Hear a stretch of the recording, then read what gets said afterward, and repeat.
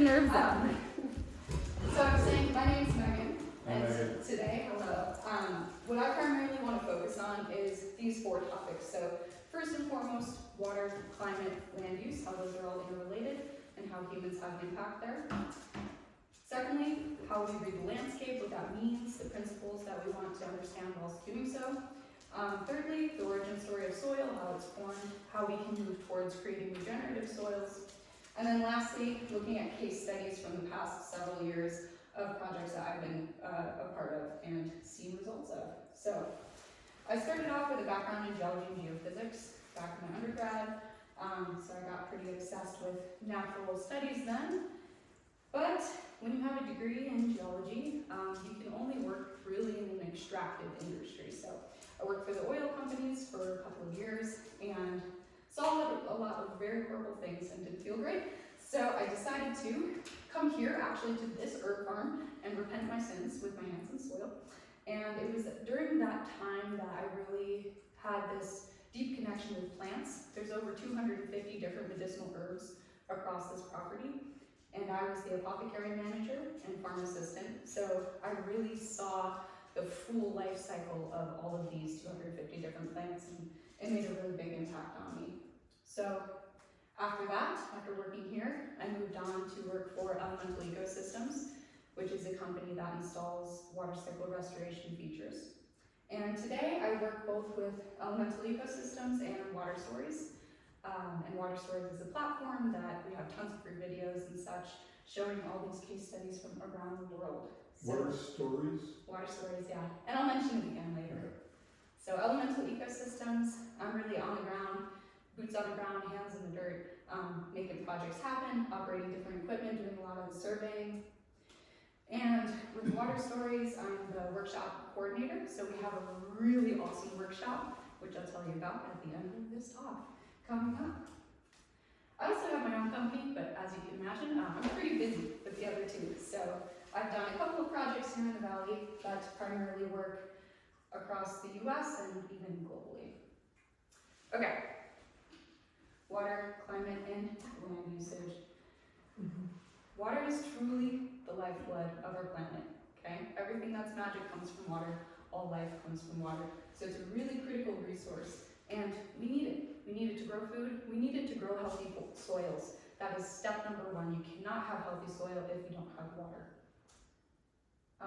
So I want to show a quick video on the full water cycle as we have seen it in the past.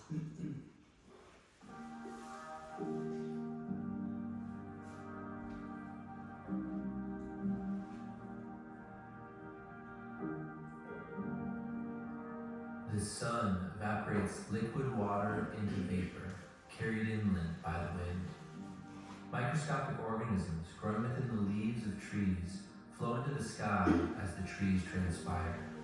These organisms are hygroscopic, meaning they attract water, concentrating vapor into droplets, forming clouds and then rain. The phase change of water, from gas to liquid, creates a big change in volume and a drop in pressure. Trees and vegetation transpire water into the air, increasing the humidity and lowering the temperature. The low pressure created acts like a vacuum, drawing in more moisture from the coast. The rain falls onto cool, shaded soil and infiltrates rapidly, following roots deeper into the earth. The earth's body is hydrated with blood. Water returns as pure springs, feeding streams, rivers, and lakes with cool, fresh water throughout the year. Biomes on Earth function as living, breathing organisms. They respire water and create climate. Ecosystems act as the Earth's organs, circulating water inland in a system called the biotic pump. Roughly half of the rainfall we receive comes from water evaporated and transpired locally. This process is a feedback loop. The more water that enters the cycle, the more life Earth can support on land. This natural water cycle results in a balanced and productive climate.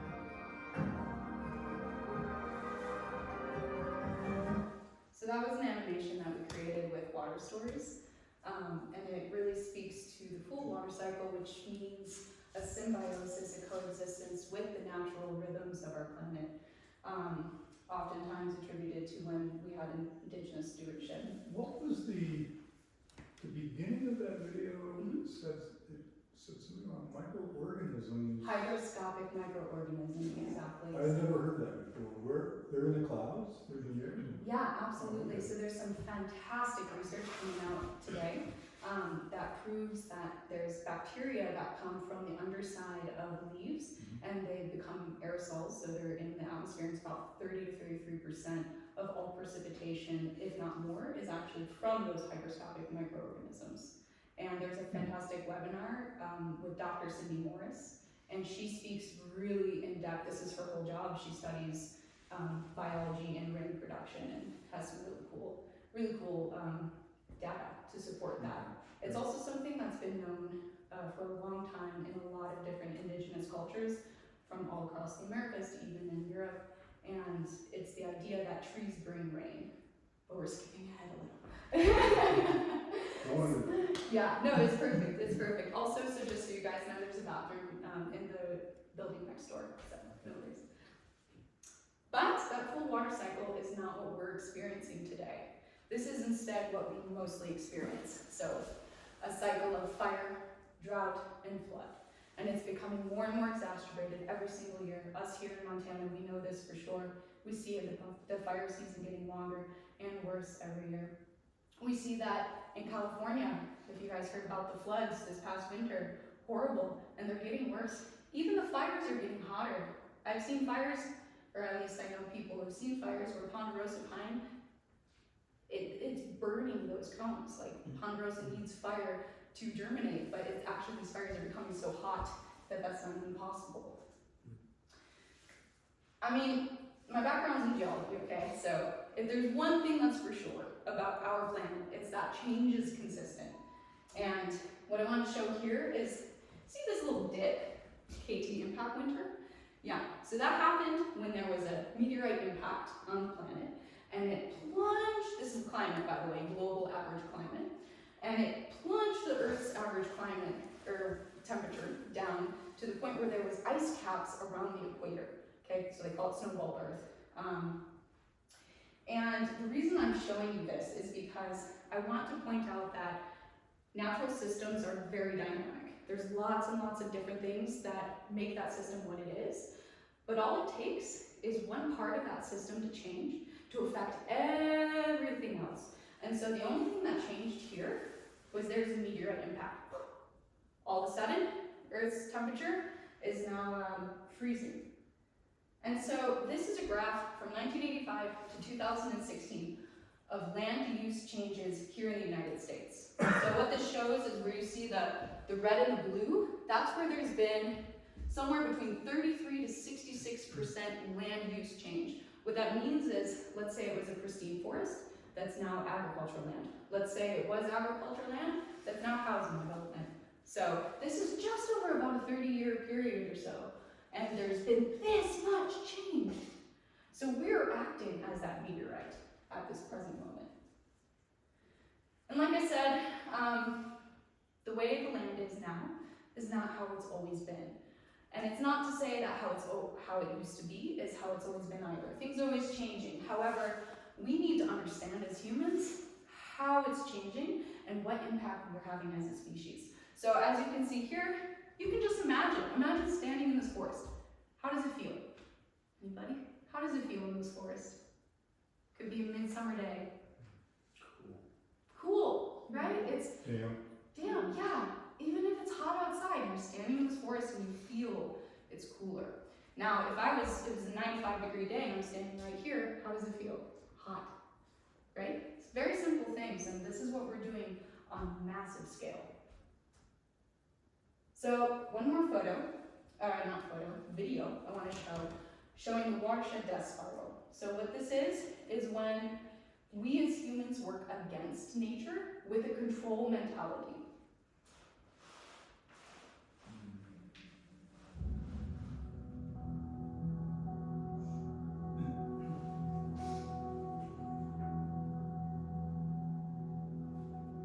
When humans interrupt, contaminate, and disrupt the water cycle, we are left with extremes. Forests are clear-cut, wetlands drained, and vast landscapes plowed. These actions disrupt the water cycle. Barren land is created where forests once stood, hard surfaces, roads, and buildings where once was water. On the hot and dry soil, the water can no longer infiltrate, so it leaves quickly, no longer able to replenish the groundwater. From the excess runoff, rivers flood their banks, damaging infrastructure. So the rivers are dredged deeper, lowering the water level in the whole landscape. The exposed and hardened ground absorbs more heat, resulting in rising temperatures and hot air. As coastal humidity tries to move inland, the hot air pushes back, causing the pressure to build.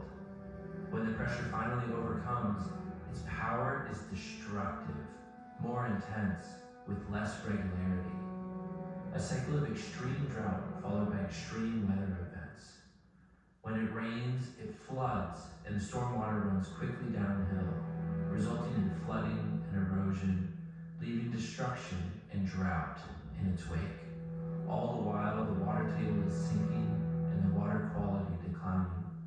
Springs go dry, the rivers run low and heat up, less fish, less life, the ecosystem begins to collapse. Humans drill for groundwater to irrigate, draining the last remaining reserves of water in the earth. Drought becomes frequent, wells start to go dry, and crops begin to fail as stress and competition increase. Eventually the fires come and the landscape burns. Desert is all that remains from a once lush and thriving landscape. This is a cycle of extremes and destruction, leading to water scarcity, food scarcity, poor water quality, disease, famine, war, stress, and angst for the future. As the Earth's biomes desertify, the climate becomes increasingly inhospitable and erratic.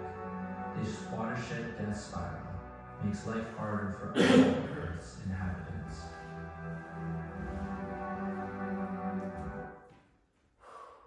Okay, let's all take a breath together. And bring a little bit of humor back Yeah, in. that's a little Okay, it's a pessimistic. little heavy, but don't worry, there's hope. I'm getting to it momentarily. So again, I just wanted to reiterate what we saw is the concept of a heat island. And so we have this warm, moist, oceanic air mass that's coming inland through the jet stream, and it's providing moisture that goes onto those hygroscopic nuclei, also with dust particles, and it creates precipitation, it creates rain. But with the way that we're treating our landscape currently, especially on coastal regions, California, things like this, we're creating these heat islands. Something else that's happening, whether you believe in climate change or not, what models are showing that is consistent across all of them is not necessarily if the global average temperature is getting warmer or not, that's up for debate, but what's positively for sure is that when storms do come, they're coming with more intensity and they're becoming less frequent. So when it finally rains after a long drought, these storms are hard, there's more hail, the temperatures are hotter than they've been before. And we're not alone. Here in that Flathead County, we had the 5th driest January in 131 years. That was this January. This is drought.gov, by the way, very interesting monitoring site. But we can stop it. We truly can, and I have witnessed this personally. And we do this by working with nature, not to say going backwards. I'm not saying let's become cavemen again. I'm saying let's move forward with the technology we have today to create an abundant and resilient future for our children. Last video, I swear, and this is on the revived water cycle.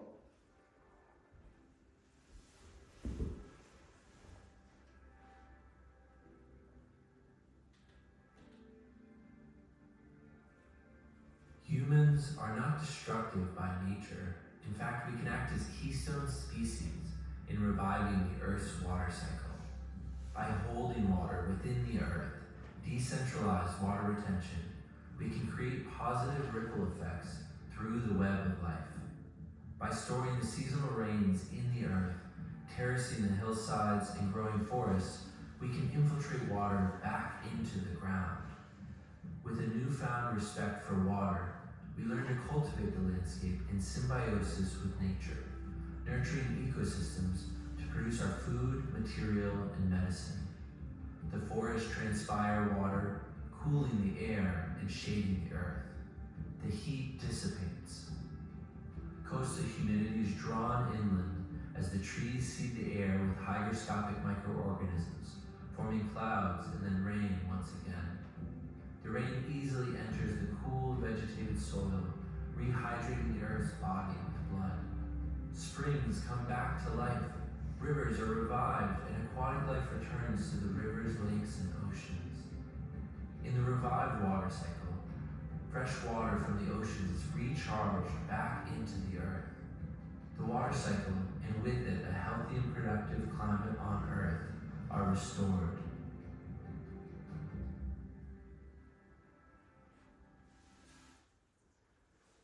Anyone know who this is? This guy?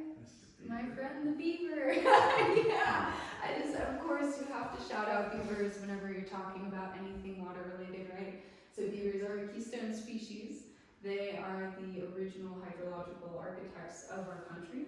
They created these incredible, vast wetland systems. I know most people know them today for cutting down their trees and those beavers. But they are a species that's created a lot of abundance on this country and a lot of incredible soils. And so, just wanted to honor the beaver and also say that we can act similar to the beaver in terms of becoming a keystone species where we are creating that regeneration. So like I mentioned, we have a choice and we have diesel. Yes, so we can make these things happen faster than we've ever been able to before. We don't need to be out there with shovels anymore.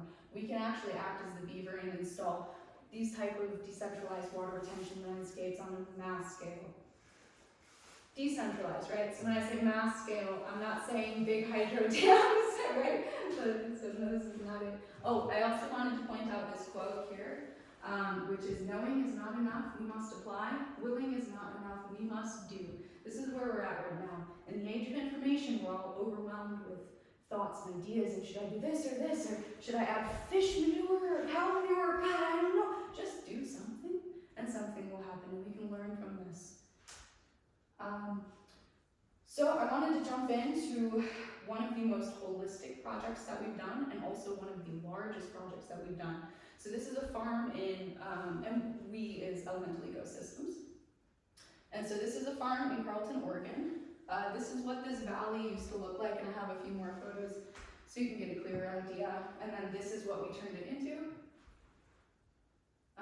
So this was the original valley. We took this photo in March, so it was the greenest time of year.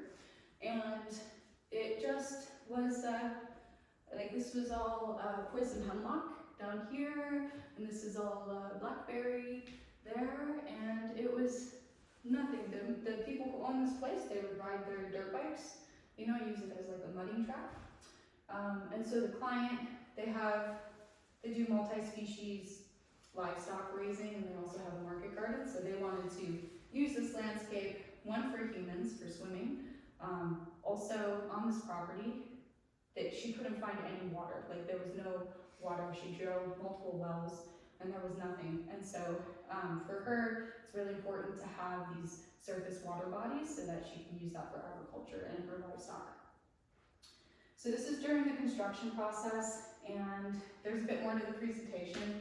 I'd love to talk about the technical nitty-gritty stuff, but for now I'll just show you some cool pictures of the construction, and then if we want to talk more about it. It's so counterintuitive that you destroy the landscape in order to improve it. It's like surgery. Yeah, absolutely, absolutely. And for us, all of us on the team we have such big hearts, and it kills us every time we do this, because we see the holes, we see the, like hazelnut tree that isn't able to make it, so we do our absolute best to mitigate the loss of life during these things, but at the same time, knowing the greater goal is just like when you need a new hip, so you can walk again. Same with these landscapes. I'm all about that. Yeah. And so this is the construction of the dam, heat and dam. We're only using material found on site. So if we truck in anything, it's maybe some local rocks. But for this is just the clay that was already on the site. We're just kind of orienting the way these materials are laid out. Building the spillway on this side, and this is, we're using also, there was some trees, they were, this was like a Doug fir plantation, so the trees were all like this. So we cleared part of that, not cleared it completely, but how do you say, what's the word I'm blaming? Thank you. Thinned, yeah, so we thinned part of the forest and we used this for our dock posts. And that's it, close to being complete.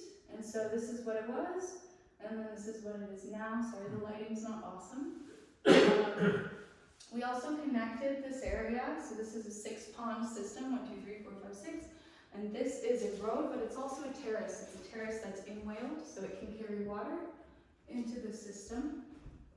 And so that's the construction of the terrace to another pond in the woods. Is that all rainwater that's accumulating there? Exactly. Yeah. It's also, we found 2 springs. So that's what this is. We are tapping a spring for drinking water. And this is what God intends us to drink. Okay? This is water that's naturally flowing through the earth and coming out and presenting itself. Hey, I'm filtered, I'm hydrated, I'm not hydrated, structured. I've gone through the earth, I've absorbed the minerals, and now I'm here. And so we're creating a drinking spring here, and this is what it looks like today. We call it the Copper Cup Spring. Yeah. And then I just also wanted to mention, so like I said, this farm, this is the original property that the woman who owns it had, and she drilled several wells, couldn't find any water. So this big project, it wasn't the first time we've been working with this farm. There's been several projects prior, and this is my absolute favorite swimming pond. It's naturally fed by a spring, so while we were constructing it, we found there was a small spring that was flowing through the earth, and so the water stays cold all year round. And this is just a photo of her livestock. We built these around the pond so it stays clean. And like I said, this project's one of the most holistic ones we've done, so it's not just that we go out with excavators and dig holes, okay? It's a lot more than that. It's really important that we introduce diverse vegetation to the system.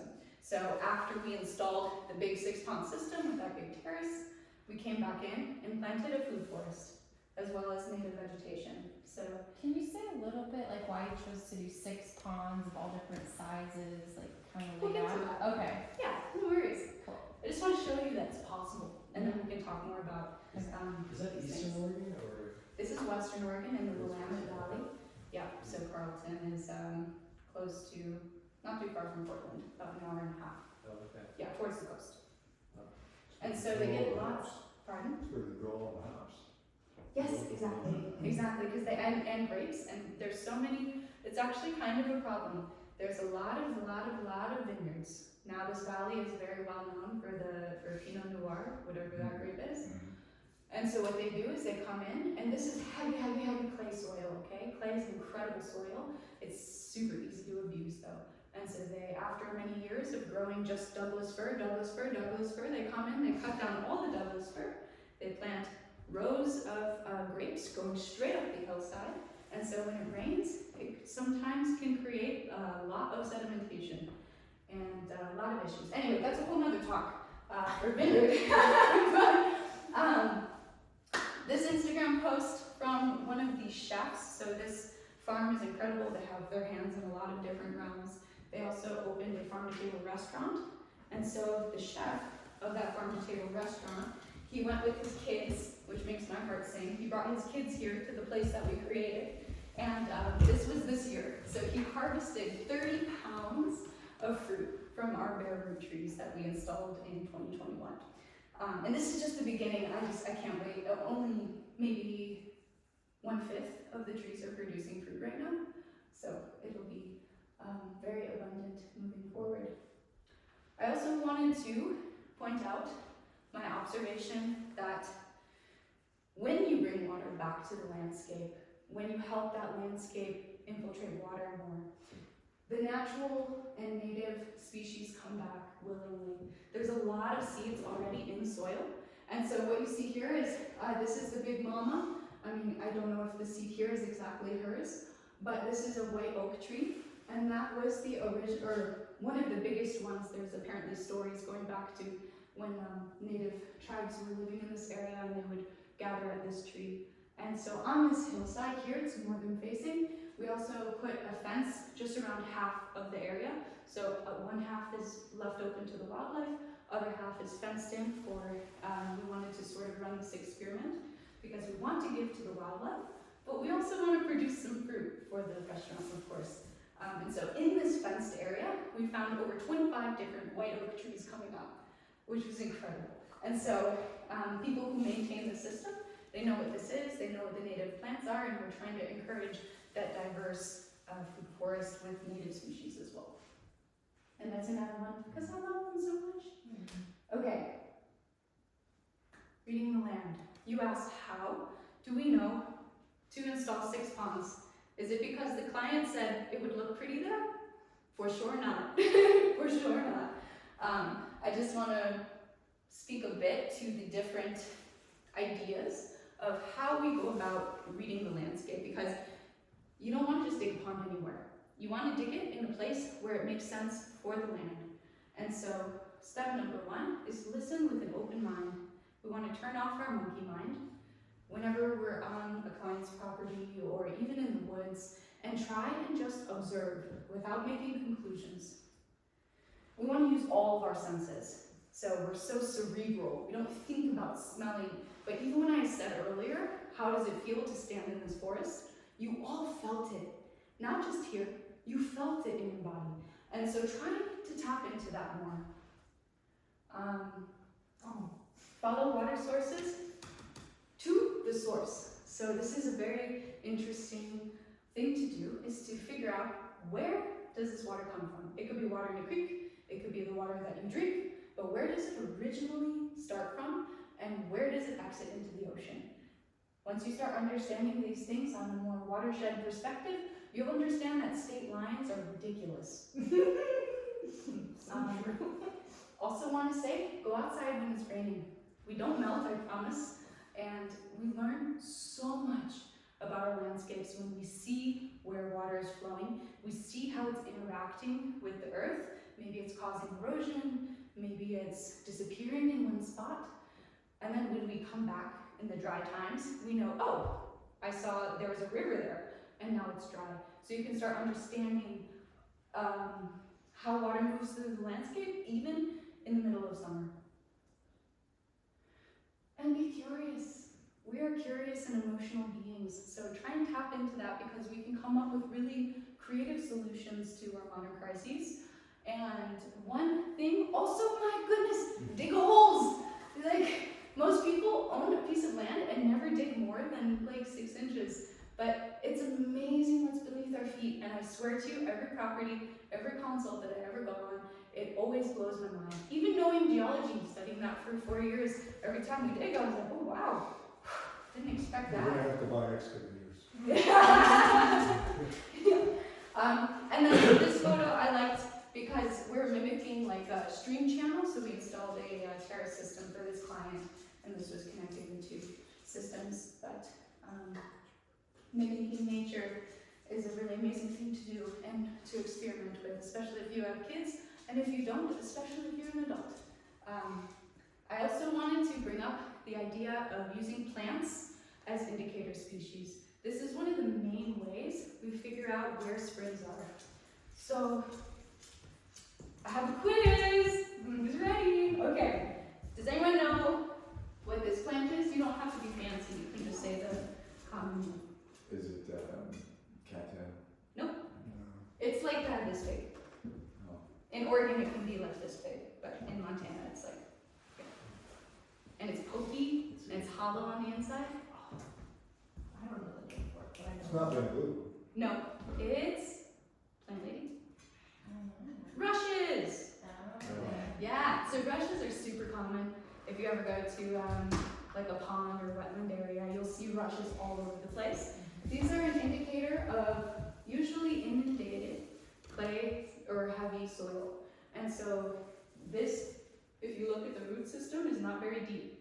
So that means that there has to be water within a foot or so of where this plant is. So even if you're walking somewhere, you see this plant, it's green, and it's fine, but there's no water around, you know that maybe that area floods, maybe it gets really wet, or maybe there is actually water there, you just can't see it at the surface. Okay, who is this one? This tree? Close? Leaking acid. Yeah, exactly, cottonwood. So this is cottonwood, and this is the buds of cottonwood. They're popping off right now, FYI. They're very good medicinally, just saying. Anyway, we're at an herb farm, you know, so we gotta honor that. Anyway, yes, so cottonwood. Does anyone know where those grow? Can you kind of describe the rough area where they grow? Long streams. Exactly, yeah. So this is a species that tells us that there is flooding in that area, right? They can survive and need to survive where there's floods, or at least water very shallow. Does anyone know who this is? Yes. Huh? Pondees. Yes. Ponderosa pine. Okay, I kind of said it earlier. When does the seed germinate? When does the seed come out of the cone? After a fire. Exactly. So this tells us that that landscape historically experiences fires. A lot of times, as you probably all know, because you, I assume, live here, have seen the burn marks on the trunks. So I can tell you a little bit about that. And that's just a few examples. Every single plant tells you something different. And when you start spending more time with her and watching them through an entire year, it's amazing what you can learn. Okay, so just to reiterate, listen to your landscape, try and keep an open mind. Thoughts can come, but let them go, and just observe. I swear to you, animals will come. You'll see things that you would never imagine. Use all of your senses. Taste, nose, feel. Be curious, dig holes, go outside when it's raining, and also follow water's path. You don't have to physically sometimes, but also just looking into it is a very interesting thing, especially your drinking water. If you saw the tanks that most people are drinking out of, you would not want to. Okay. How's everyone feeling right now? Good? Okay, I'm going to talk a little bit about soil, and then I want to hear from you guys what to focus on after that. So, this is the rock cycle.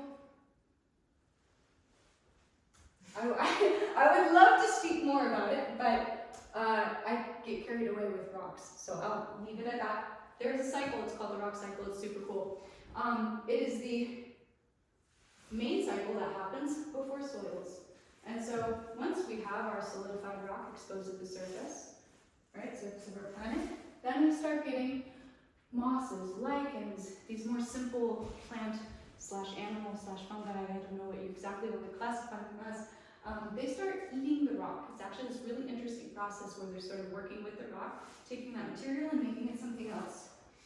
That's starting to, along with erosion and weathering. Weathering is the weather actively working on the rock and breaking it up into smaller pieces.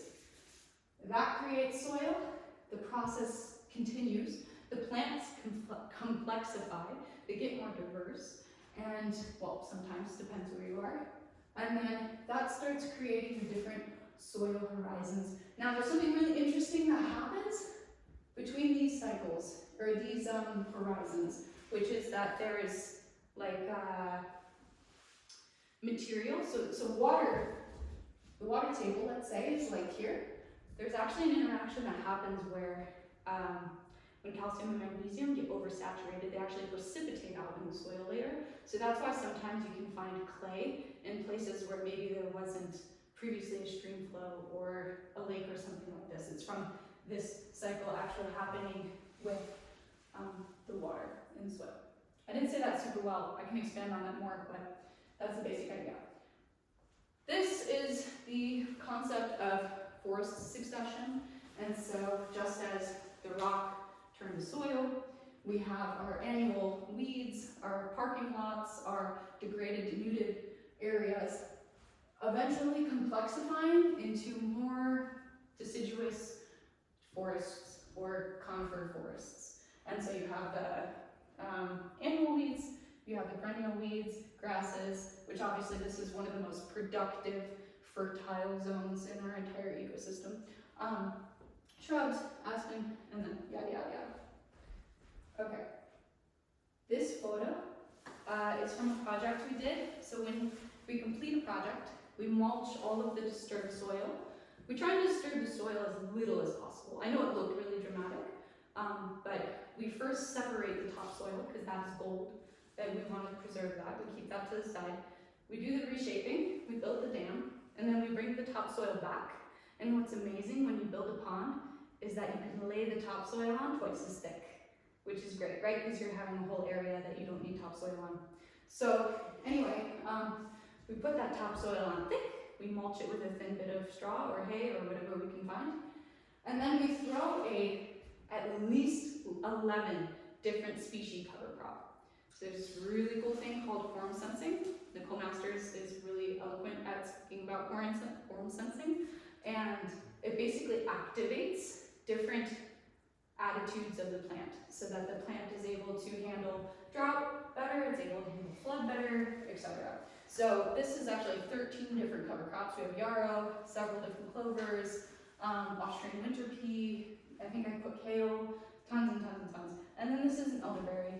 So we're trying to reestablish that food forest. We're trying to feed the fungi and bacteria in the soil. We're trying to provide more organic matter because all of those components are critical for building healthy soil. This is, I kind of spoke to already, this is that internal transformation, that cycle that's happening within the soil itself, where calcium, magnesium, these kind of large cations precipitate out and form clays. So, okay, I guess I asked you how you're doing too early. Now how are we doing? And what I want to understand, because what I have next is several different projects that I've worked on, I want to know what you guys want to learn so I can focus on that. So it could be like the more technical stuff of earthworks, it could be talking more about soil, building soil, it could be plants, it could be social dynamics, I don't know. What do you guys want to hear? Or if the... No? You're a geologist, right? Yes. So I want to hear more about rocks. Cool, okay. I'll ask more about that, but anything else folks want to hear? Or just... What do you need to me? You guys have a preference? Ground cover. I live with her. We I can also talk a lot about everything. I can also just like run through, that's a good amount of information, cool. I can also just run through in general the project so you guys can see what's possible and maybe questions will come from You know, there. I've seen a few documentaries Mhm. where some farmer, you know, over a course of 25 years, transformed the 50 acres or whatever it was Mhm. from, you know, Tractor. practically barren, hard soil, water just runs off Mhm. into, you know, just this lush, productive, where the soil absorbs the water Yes. and becomes so much more productive.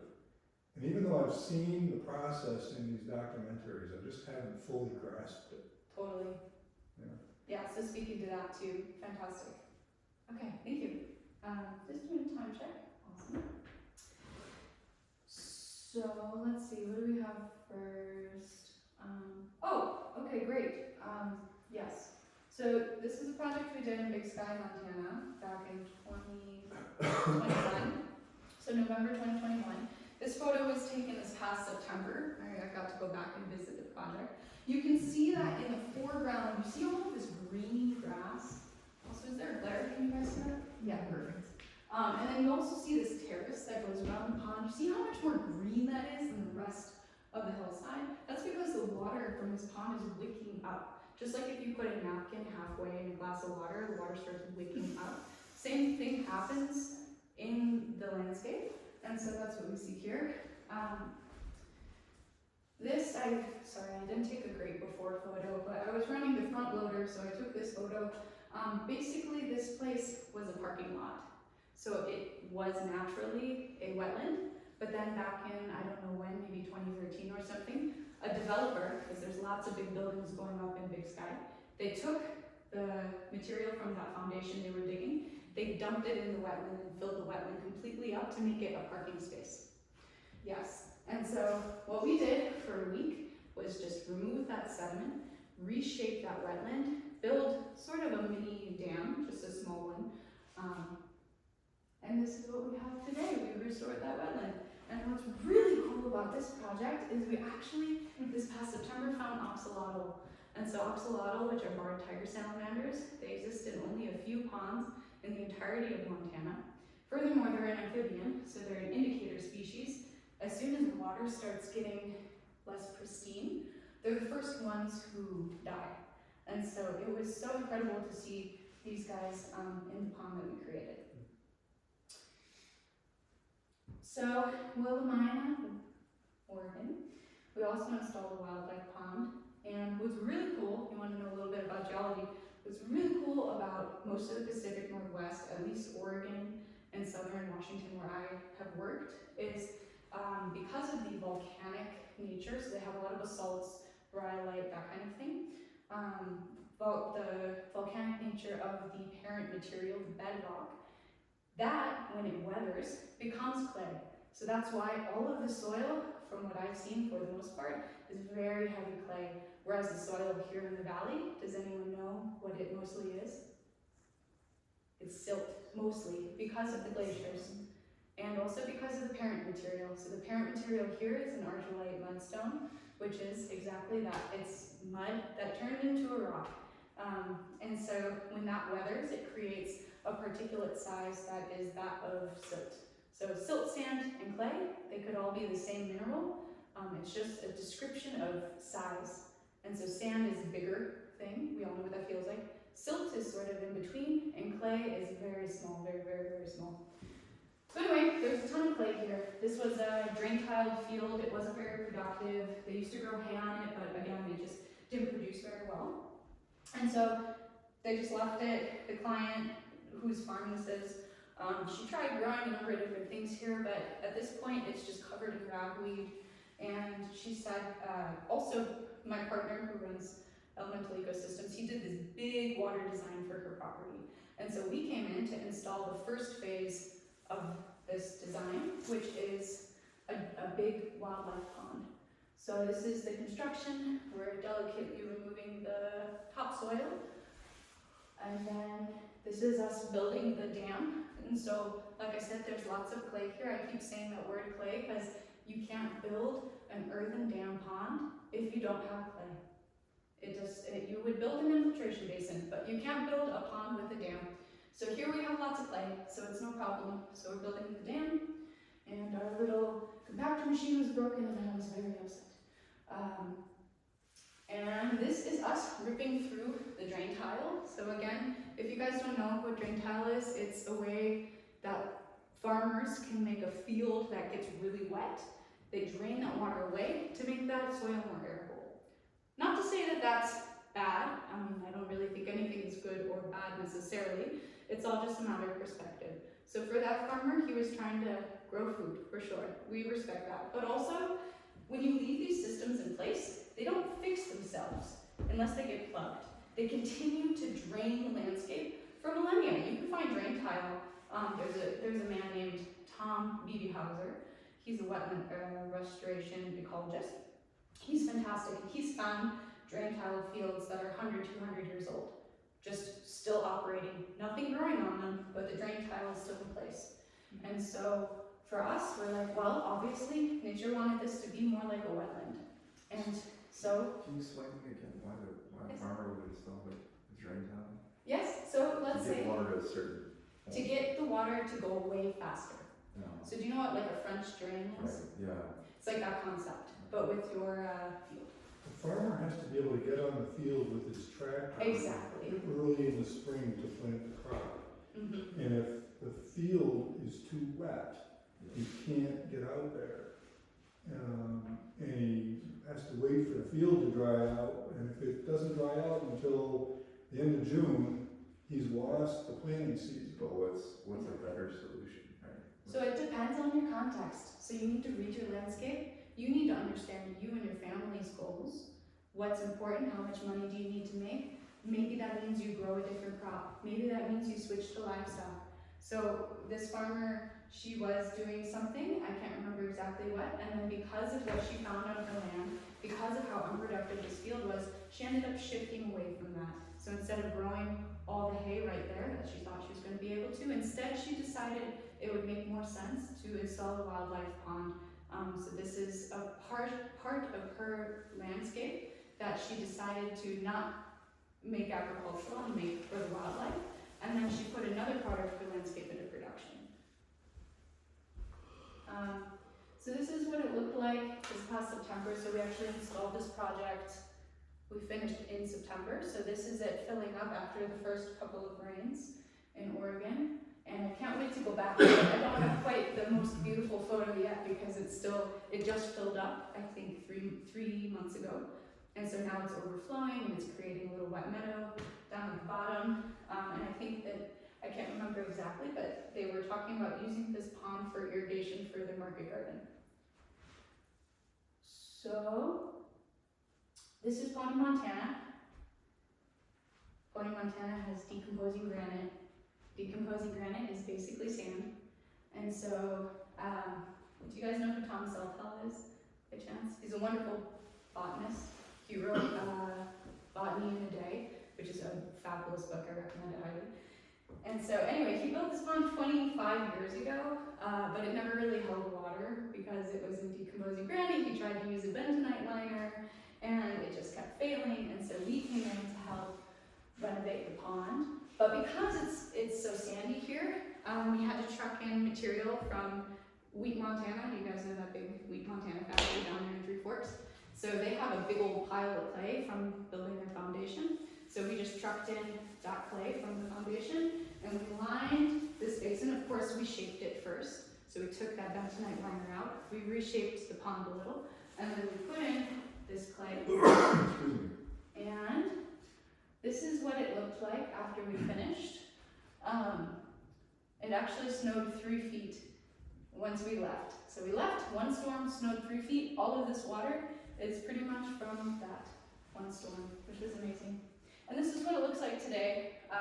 There's a video that Tom made about the pond construction and renovation on his channel, so it's Thomas JLPL. Yeah, you can check it out. But this is 1 year later, so lots of diverse stuff growing around it, and he was talking about using this to grow cattail because he's a primitive skills guy, so he was using cattail for food. What's the size of the area that you can affect by putting in one of these little ponds? Affect in what way?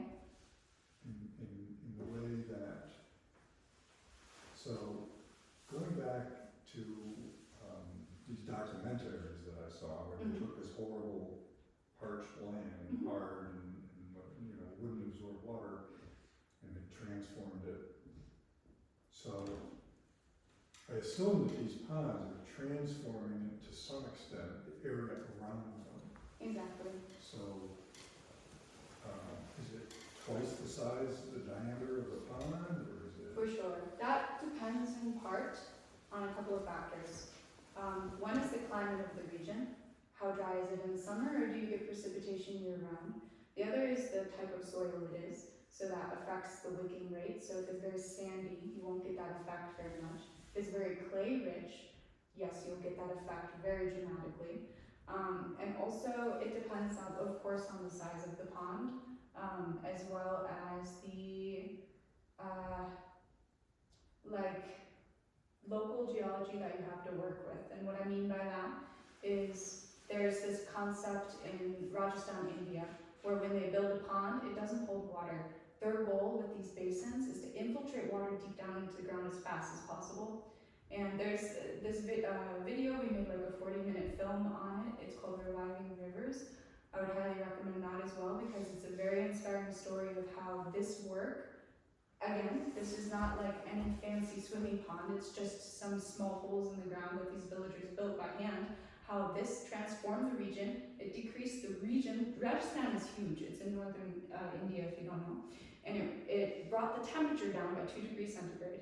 It brought at least 7, I think they're up to 13 now, rivers back to perennial flow. This is over a 35-year period of them installing these small basins, which was actually ancestral knowledge that had been lost. They started doing like our modern agriculture. It degraded, like you're saying, created the situation where they couldn't grow. They grew one crop a year because their soil was so poor. Is this whole situation? Exactly. Yeah, exactly like this. And then after remembering this indigenous knowledge, and then Dr. Rajinder Singh helped create this movement over 35 years, they brought all of this stuff back, and then also now they're a lot more productive. So they're growing 40% more food, and also there was one more thing. Oh, women can go to school now because they don't have to walk so far to get water, because there's a lot of these small water bodies in the wet seasons. But anyway, my point with saying all of that was that you can affect a lot of the landscape, and it's not a function of how big your pond is. It's more of where and how many acupuncture points, essentially. How many locations on your landscape can you identify to either hold or infiltrate water, to either, like for example in Rajasthan, India, I didn't mention, they brought back 250 wells from being completely dry to water again. And again, it's from this method of, they made a basin, and they made a basin where there was vertical fractures through the bedrock. And so that rainwater would go into the ground along this vertical fracture, and it would hydrate the aquifer that was deep underground.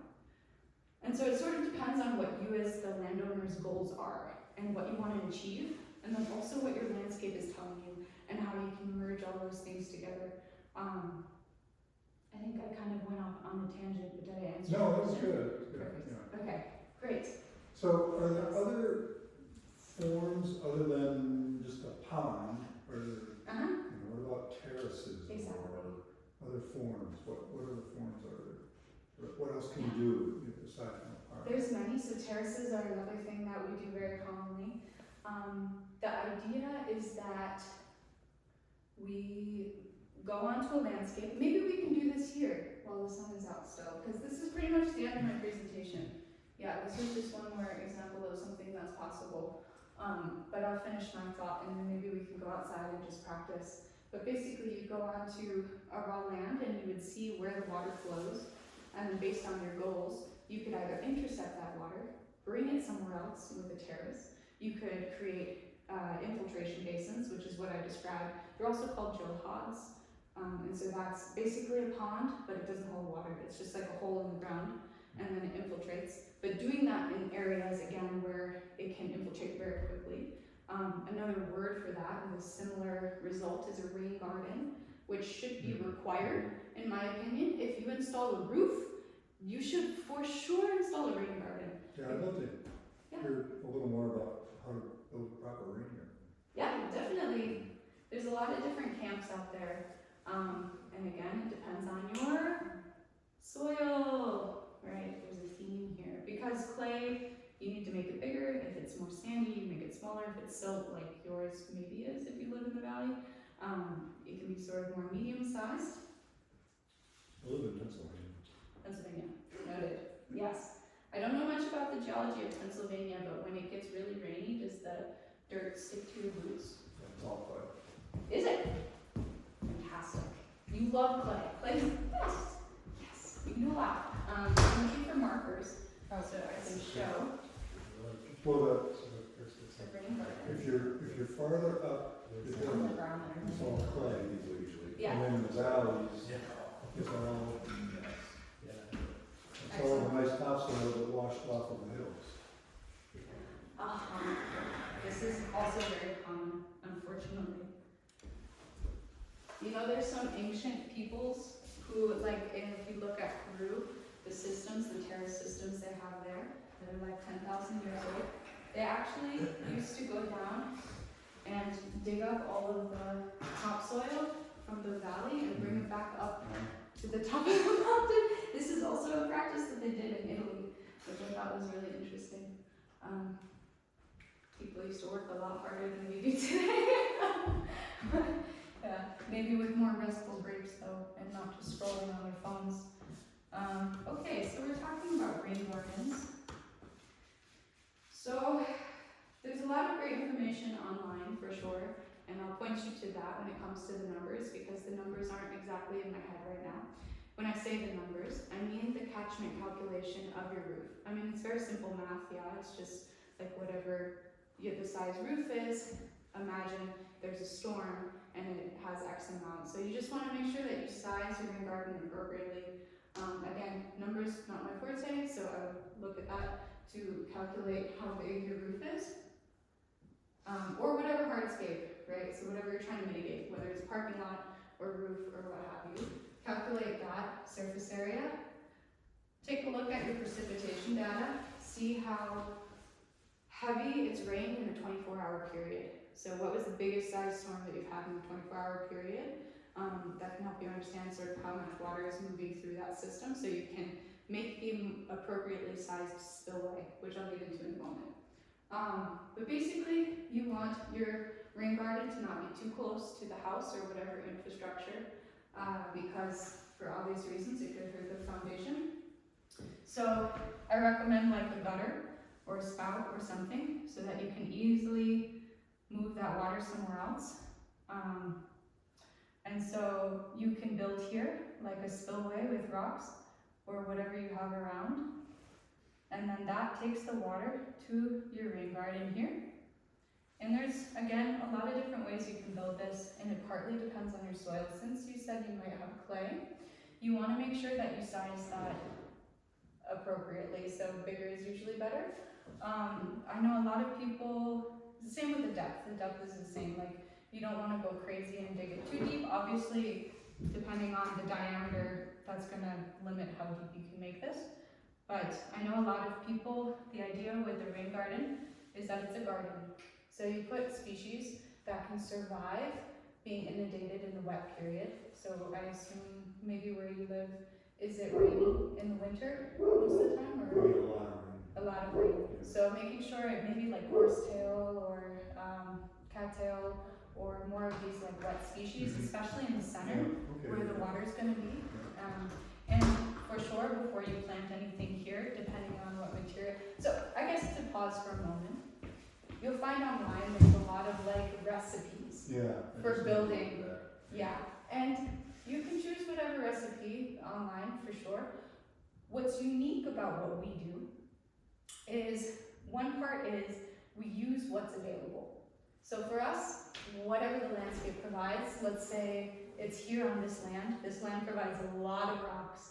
So I would use probably a lot of spillway and rocky features, because I know we have a lot of that.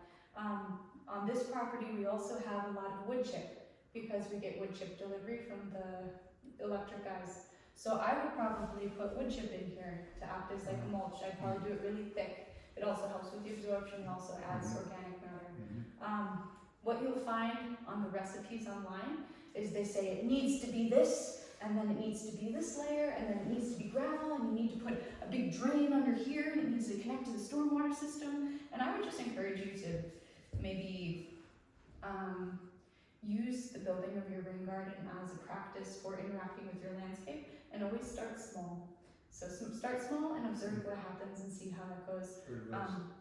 But yeah, make it a garden in the end. You want to make sure that, you know, gutter also, that's a big expense to install. You want to make sure that it goes down, and you can bring the water into your rain garden and plant lots and lots and lots of different wetland species. Thank you. You're welcome. I guess this is also a time when I should say that we have a course online with water stories. If this is something that you feel might be of interest to you as a profession, the course is geared towards people who are advocates or land stewards, maybe have their own farms, or are wanting to do this professionally. And so it's the core course is the name. It's on waterstories.com. It's a 6-month course, and one of the actions that's required as a part of the course is building a rain garden. So amongst a lot of other things. And so it's a very, very heavily action-based course.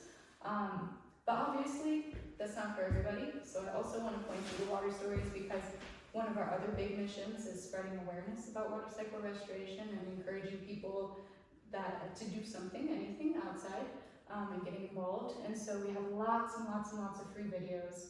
So go check those out. But anyway, shameless plug over. Any other questions? As far as water retention goes in the state of Montana, Yeah. I think I'm not really caught up on the water rights here in Montana. I know the travel rights here is kind of becoming a debate here, in particular this valley. Where do ponds kind of come in as far as potential right issues? Yes. There's a couple of things there. And I'm not an expert because I'm not a lawyer, but water rights is a very complicated thing. And I know that with ponds, it could potentially be an infringement because unfortunately, in almost all western states, western Mississippi, there's this concept that the state owns, as soon as the rain hits the ground, they own that water. So they own all the surface water, apparently, according to the law. So that means that when you build a pond, especially if it holds water year round, if it just infiltrates it into the ground, for me, I don't see how that's an issue. That's maybe a very gray area. But if you build a pond that holds water throughout the year, it could potentially be an infringement on someone else's water right. So I would say that find a place on your property where nobody sees and you build it. No, I joke. But honestly though, we do talk about this because it's, there's a lot of things I want to say right now, so I'm trying to do it in a way that's logical and makes sense. One is that the law needs to change. The law needs to change because it's built for stupid people doing stupid things. And it's not built for regeneration, and it's not built for restoration. And so, that being said, we encourage people to do pre-legal things that are very safe. And that's also why we overbuild every project. We don't build it for the 100-year flood like a lot of engineer firms and stuff. We build it for the 1,000, 2,000, 10,000-year flood because as I said with the climate and what's happening with the storms, those 1,000-year events are going to become more common, or not 1,000, 100-year events, those are going to become more and more commonplace. And so, yeah, one is be smart, build it well. If you want to go through the legal action, make sure that you use the right name. So, for example, in California we did a project, or maybe it was a friend who did the project. Anyway, they called it a fire mitigation pond. They loved that. Fire mitigation, fantastic. So that meant that they had to install a couple of extra things, like a hydrant, and sometimes when the fires were bad and locally, the helicopters would come and dip out of that pond. But for sure, we wouldn't mind that, right? You can also call it a wildlife pond, so that's why I mentioned in Oregon. When you call it a wildlife pond, it gets special permissions because it's encouraging wildlife. You can call it, what is another clever thing? Agriculture, depending on if your land is zoned for agriculture or if you are a farm. Sometimes you can call it a pond for agriculture, and yeah, kind of depends. I guess what this is all to say is that the water rights situation is very complicated. You definitely need to speak to a lawyer about it. But at the same time, if you do stuff small and you're friends with your neighbors, we've had it many times where this is not an issue. Do you have a water rights lawyer you recommend? No, sorry, and not right now. I don't know if she's a water rights lawyer. Teal? No. I know a lawyer. I don't know what kind of lawyer. Yeah, I'm very much, my hands are in the dirt, not quite in the legal documents, but I know our clients have, especially in Oregon, have successfully navigated the permitting system. The other unfortunate part about permits is that they can be quite expensive. So it's it's a choice. Yeah, for sure. But out in the east though, let me tell you, you can dig a pond no problem. Yeah. I have. Excellent. You gotta get that one going. Yeah. Huh? You gotta get that one going. I did. Oh, yeah, you didn't hear it last October. Yeah, I got those lovely beavers. There was this wonderful beaver family on one of my ponds. And, you know, they had a lodge and they'd be out there swimming around the pond and it was so, you know, I loved it and everything, but they kept damming up the overflow. Yes. Because they hear water trickling and they Right. instinctively dam it up. Yeah. And so every time it rained, I would have to run down there with Oh, no. implements and try to dislodge the dam. Oh my goodness. Well, one time we must have had, I don't, we got some crazy rain events.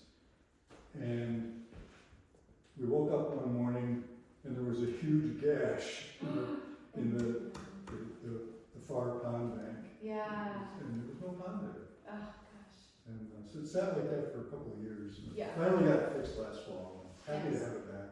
And I made a very wide overflow this time. So. Excellent. Yes, that's what we do too. Very wide, and we try and do two.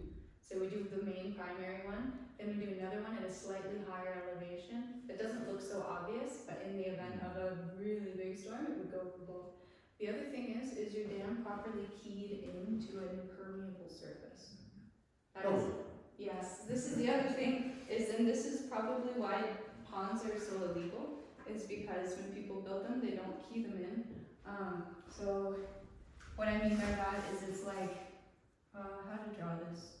I guess you saw that photo of those guys in that hole, right, with the excavators. That's a very big dam, so don't worry, they're usually not that big.